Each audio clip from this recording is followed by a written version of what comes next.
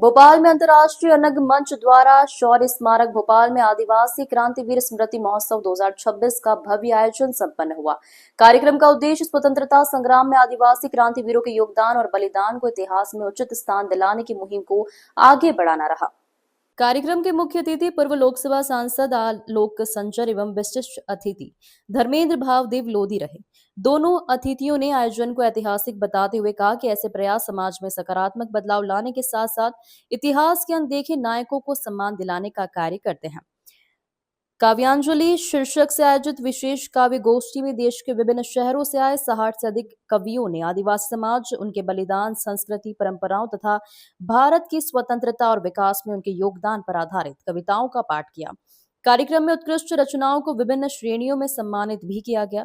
पुरस्कार वितरण समारोह में एमआर गीता चंद्र वेलफेयर सोसाइटी जबलपुर को गरीब बच्चों की शिक्षा एवं जरूरतमंद मरीजों को निःशुल्क पौष्टिक भोजन उपलब्ध कराने के लिए अनग टाटा मेमोरियल अवार्ड से सम्मानित किया गया। एयर वॉइस मार्शल पीके श्रीवास्तव को श्रेष्ठ वीर रस काव्य सृजन के लिए अनग महाराणा प्रताप अवार्ड प्रदान किया गया। वहीं सामाजिक सरोकार और साहित्य सृजन के क्षेत्र में उल्लेखनीय योगदान के लिए श्रीमती अक्षा क्रांति श्रीवास्तव को सम्मानित किया गया। कार्यक्रम के दौरान श्रीमती अक्षा क्रांति श्रीवास्तव की पुस्तक गुमनाम आदिवासी क्रांतिवीर तथा ग्रुप कैप्टन विजयकांत वर्मा की पुस्तक सुगंधा का विमोचन भी किया गया। वक्ताओं ने कहा कि ये पुस्तकें आदिवासी क्रांतिवीरों के इतिहास को जन जन तक पहुंचाने में महत्वपूर्ण भूमिका निभाएगी। अंतर्राष्ट्रीय अनग मंच की संस्थापिका अक्षा क्रांति श्रीवास्तव, महानिदेशक ग्रुप कैप्टन विजय कांत वर्मा, वरिष्ठ अधिकारी एयर वॉइस मार्शल पीके श्रीवास्तव एवं कर्नल गिरिजेश सक्सेना ने बताया कि संस्था लोक कथाओं, लोक गाथाओं और शोध के माध्यम से गुमनाम आदिवासी क्रांतिकारियों की जानकारी संकलित कर उन्हें इतिहास में उचित स्थान दिलाने का अभियान निरंतर जारी रखेगी। गौरतलब है कि अंतर्राष्ट्रीय अनग मंच भूतपूर्व वर्दीधारी सैनिकों द्वारा स्थापित एक स्वपोषित संस्था है जो सैनिक कल्याण, सामाजिक सरोकार, साहित्य सृजन एवं सांस्कृतिक उन्नयन के क्षेत्र में लगातार कार्य कर रही है। संस्था द्वारा भोपाल में 25 घंटे तक लगातार वीरस कविताओं का पाठ कर विश्व रिकॉर्ड भी स्थापित किया जा चुका है। संस्था का उद्देश्य आदिवासी वीरों को इतिहास, शौर्य स्मारक और शैक्षणिक पाठ्यक्रमों में उचित स्थान दिलाना है ताकि नई पीढ़ी उनके योगदान से परिचित हो सके। हमारी संस्था का नाम अंतर्राष्ट्रीय अनग मंच है, जो सेना, साहित्य, संस्कृति और प्रकृति के ऊपर कार्य करती है। चारों स्तंभों पर कार्य करती है और सबसे ज़्यादा उद्देश्य हमारा रहता है सेना के ऊपर। हम ज़्यादा फोकस रहते हैं क्योंकि हमारी संस्था का गठन ही सैनिक स्मृति के रूप में हुआ था। जी,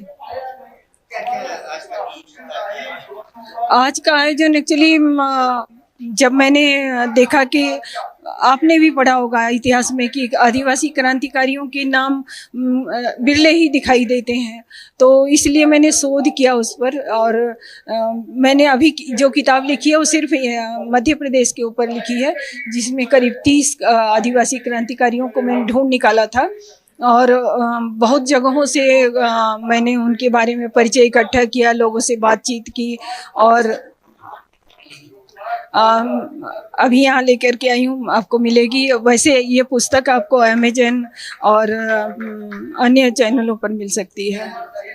और उसका आदिवासी क्रांतिकारी, जी, मेरा नाम कांति श्रीवास्तव है। गुमनाम आदिवासी क्रांतिकारी वीर के नाम से पुस्तक का नाम है। जी, ग्रुप कैप्टन विजयकांत वर्मा। आज हम आदिवासी क्रांतिवीर स्मृति महोत्सव 2026, ये एक श्रृंखला का आगाज है जिसमें हम गुमनाम आदिवासी क्रांति वीरों को याद कर रहे हैं। और ये मुहिम हमने चलाई है कि उन वीरों को इतिहास में जिन्हें भुला दिया है उनको याद करें और उनको उनकी सही जगह दिलाएं। तो इस महोत्सव में कविता पाठ है जिसमें आदिवासियों के बलिदानों को याद करके लगभग 60 कवि देश के अलग अलग जगह से आए हैं। उन लोग वीर रस और बाकी रसों में इन क्रांतिकारियों के कार्यों का और इनके बलिदान का वर्णन कर रहे हैं। और उसके बाद दो पुस्तकों का आज विमोचन हुआ है।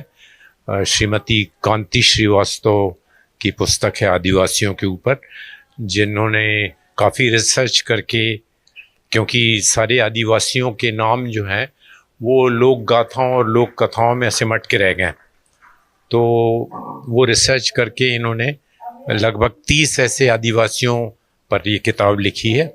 मेरी एक कविता संग्रह का भी आज विमोचन हुआ है सुगंधा नाम से, जो कि जिंदगी के 7 एहसासों के ऊपर है। और ये श्रृंखला हम आगे लेकर चलेंगे।